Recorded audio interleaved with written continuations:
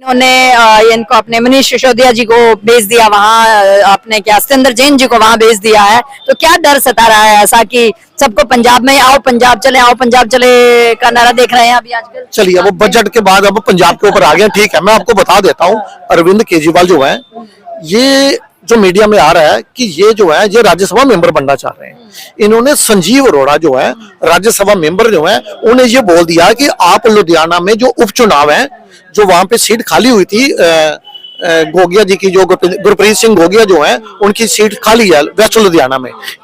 तो संजीव अरोड़ा को वहां पे भेजा गया है कि आप विधायक का चुनाव लड़िए, यदि आप जीतते हैं तो हम आपको मंत्री पद दे देंगे, कैबिनेट मिनिस्टर बना दीजिए।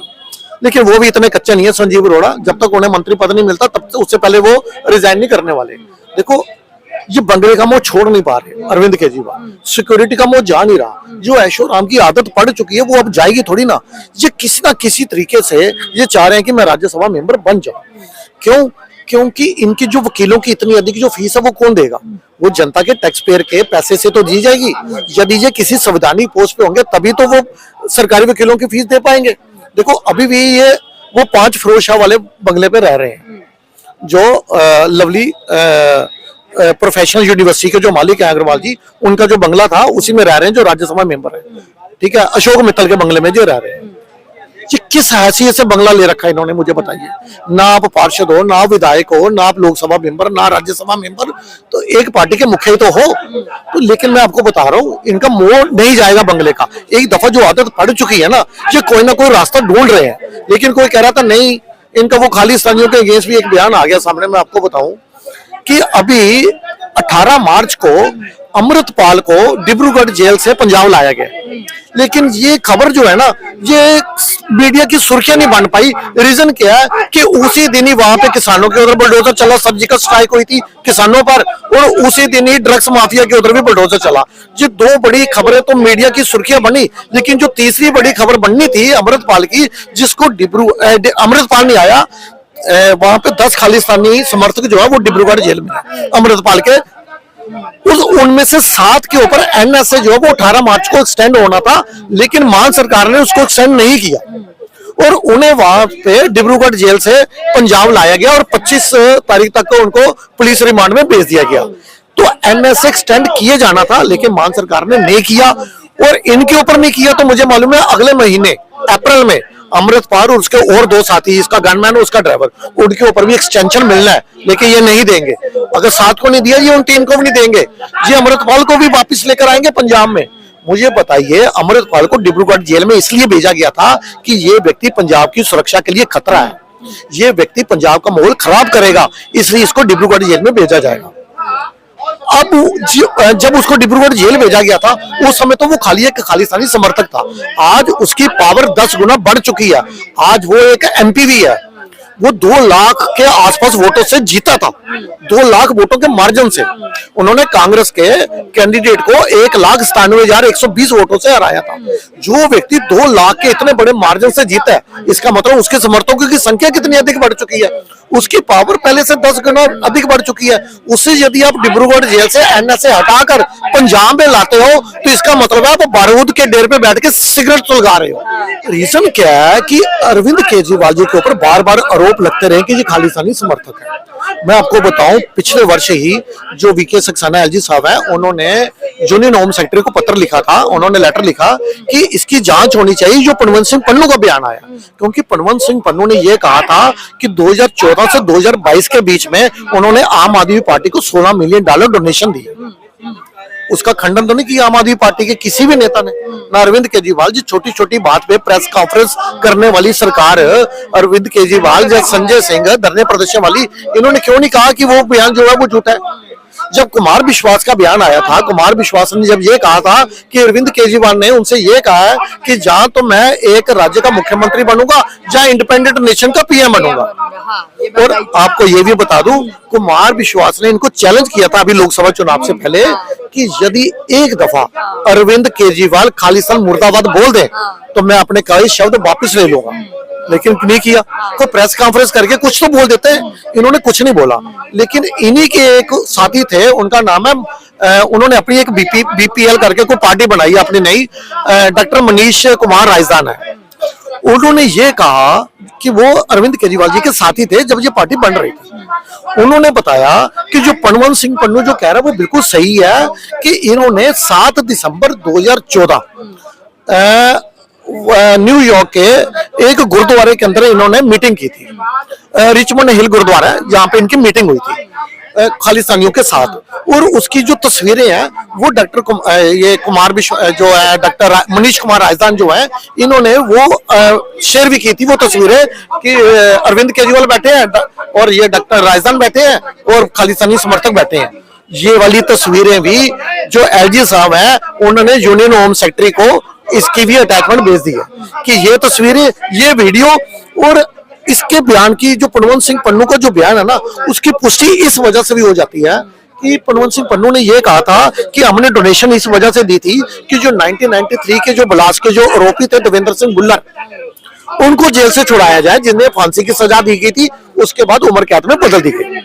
और मैंने ये देखा कि जब ये मुख्यमंत्री बने थे ना दिल्ली के, अरविंद केजरीवाल जी ने उस समय राष्ट्रपति को और माइनॉरिटी कमिश्नर को लेटर लिखा था कि देवेंद्र सिंह भुल्लर जो है उनकी सेहत को देखते हुए उनको जेल से छोड़ दिया जाए, उनको रिहा किया जाए। यानी कि कनेक्शन तो बहुत समय से पार्टी बनने से पहले से ही। तो कहने का मतलब जनता देखिए कितना गुमराह रही है, तो क्लियर कीजिए इन चीजों को ताकि व्यूअर को सच्चाई पता चले। अभी और भी बताता हूँ आपको, और भी चीजें बताऊंगा। ये एक एग्जाम्पल ही और भी एग्जाम्पल देता हूँ मैं आपको। देखो ये तो पूरा मामला सेट हो गया कि पन्नू ने जो बोला है देवेंद्र सिंह भुल्लर को छुड़ाने के लिए दी और इन्होंने एफर्ट्स भी किए। अरविंद केजरीवाल ने भले कामयाब नहीं हुए, इन्होंने एफर्ट्स तो किए।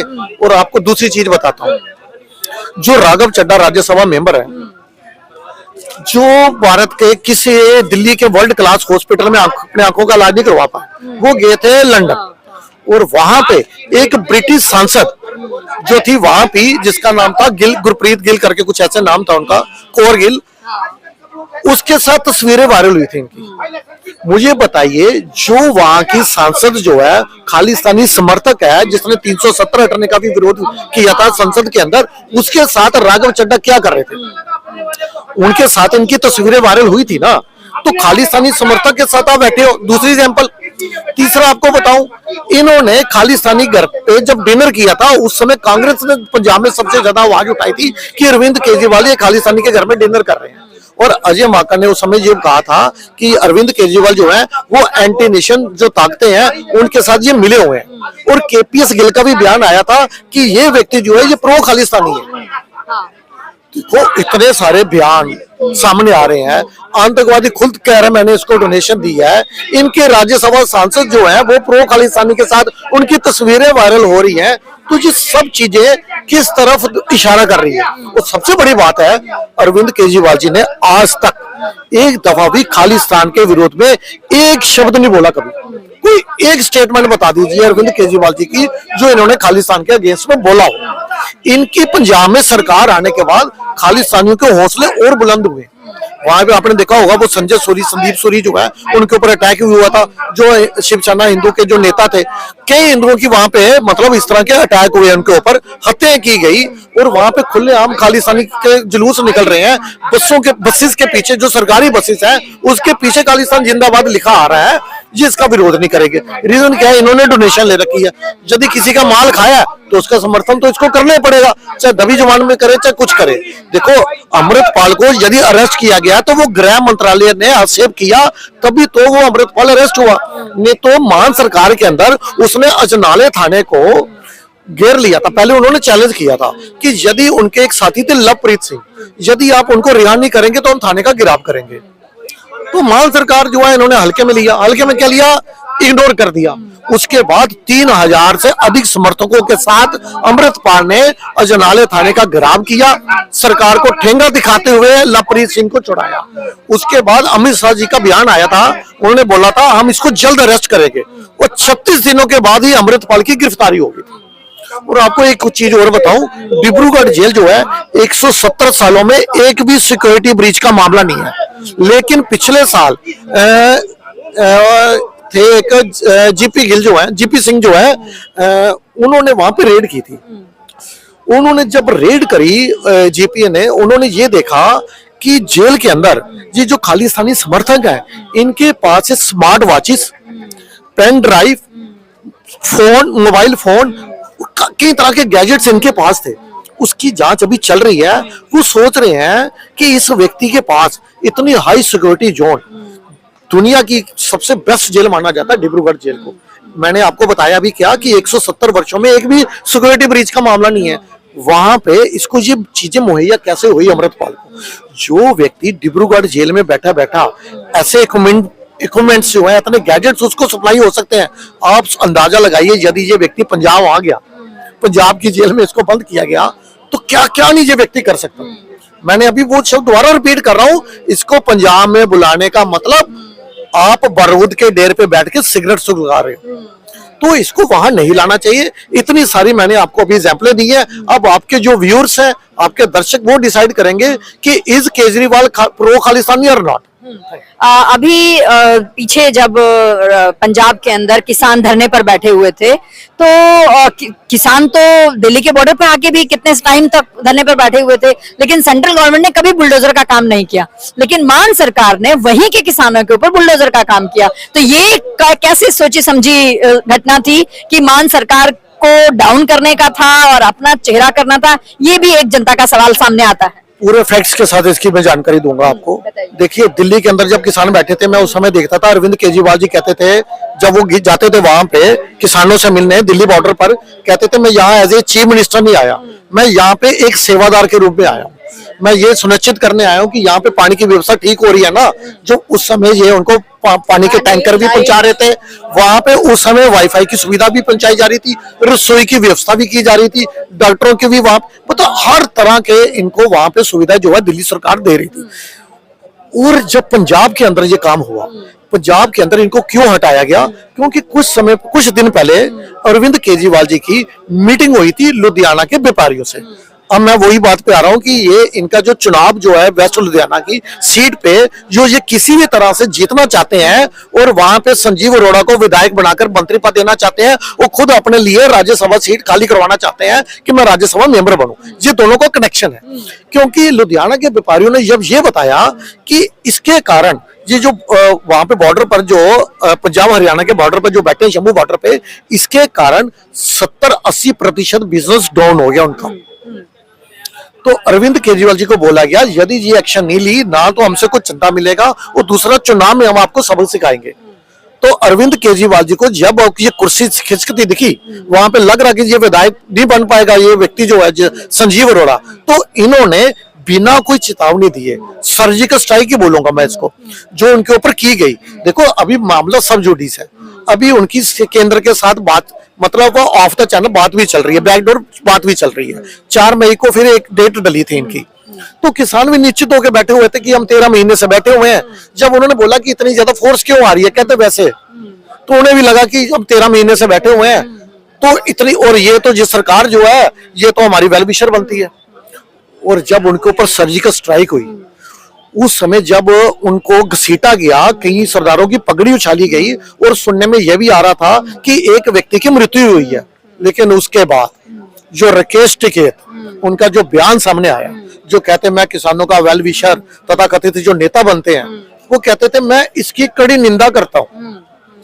कोई पूछे इनकी कड़ी निंदा की कड़ी बना के खाएगा वो परिवार जिसका व्यक्ति मारा गया, जिसकी मृत्यु हुई, जिन किसानों की पगड़ी उछाली गई, आप बस कड़ी निंदा करोगे उनकी। और दिल्ली में क्या बोल रहे थे राकेश टिकैत, किसानों के वक्कल खोल देंगे। वहां की मान सरकार ने किसानों के वक्कल खोल दिए, क्यों नहीं कर पा रही है? ये क्या ऐसी मजबूरी है राकेश टिकैत की? इनका दोगला चेहरा किसानों के सामने आना चाहिए। उन्हें भी देखो, किसान जो पंजाब के हैं उन्हें मालूम चल चुका है कि ये व्यक्ति जो है ये किसानों का नेता नहीं है, ये जो है ये पॉलिटिकल नेता है। ये पहले चुनाव भी तो लड़ चुके हैं, इन्होंने अपनी प्रॉपर्टी तो अरबों खरबों में बना ली किसानों के नाम पे, सरकार को किसानों के नाम के धमकाने का काम किया।